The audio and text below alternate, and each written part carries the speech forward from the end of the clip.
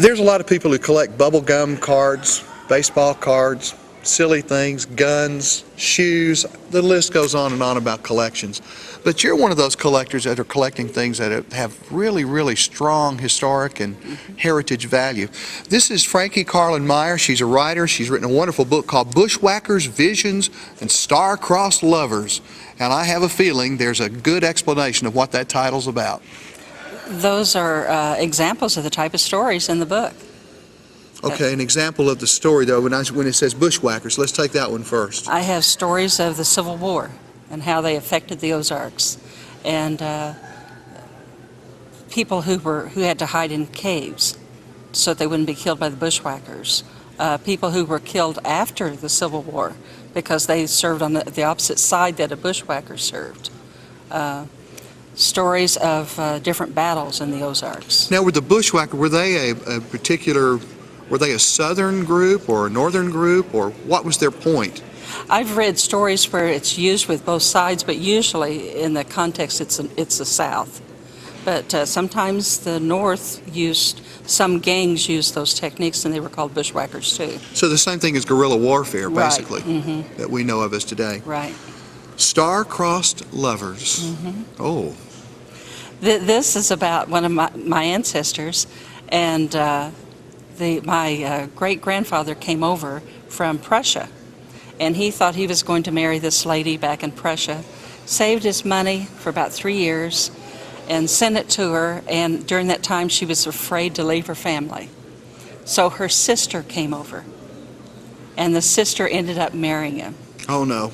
Yes. And then they began their travels across the country. I hope she wasn't abandoned by her other sister. Well, at first, my great-grandfather wouldn't have anything to do with her. He was so angry, that he'd saved this money, and then his true love had not come over. Yeah. The wrong girl came, and that ended up being your grandmother. My great-grandmother.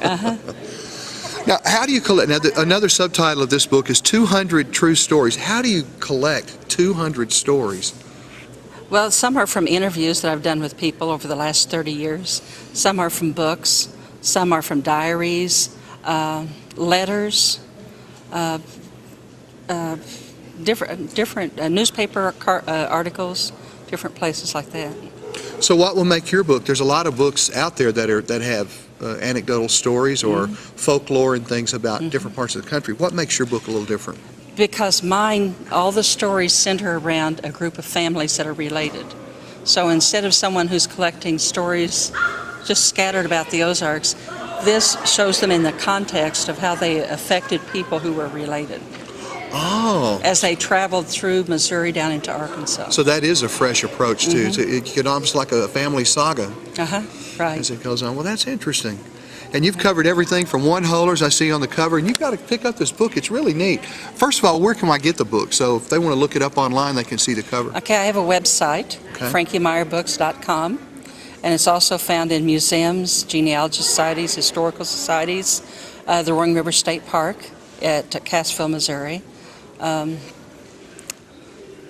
just different places like that. What's the future of your writing after a book like this?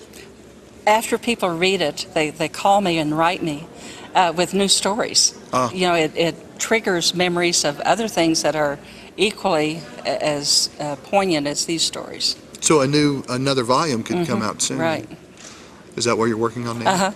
Right. Well, it's hard to get information out of this lady. I'm interviewing a lot of people now. Are you? And it'll still follow. Is it still going to follow another group of families, or? Well, it may go into topics. Where I'll have a topic and then I'll interview people about that topic.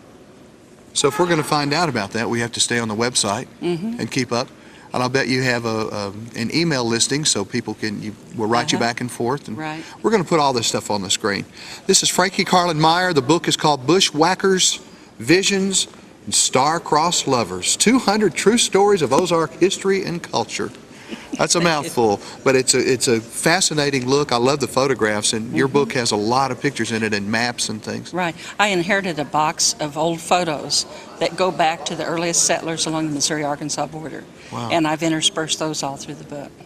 Wow, it's time for us to take a trip down history lane right here, and you can do that. Well, thank you so much for being with me. I appreciate you sharing a little bit with us, and we're looking forward to the rest of you out there picking up this book. It'll teach you some things about America that probably relate to your part of the country. No matter where you are, the people are basically the same, aren't they? That's what I've heard people say, even if they live in Kansas or Illinois. Oh, even Kansas. Not the Ozarks, what I'm saying. Right. That some of their memories are very similar. I think people coped in similar ways, no matter where they lived. We're such a migratory country, especially in the early days, that those experiences just follow our culture.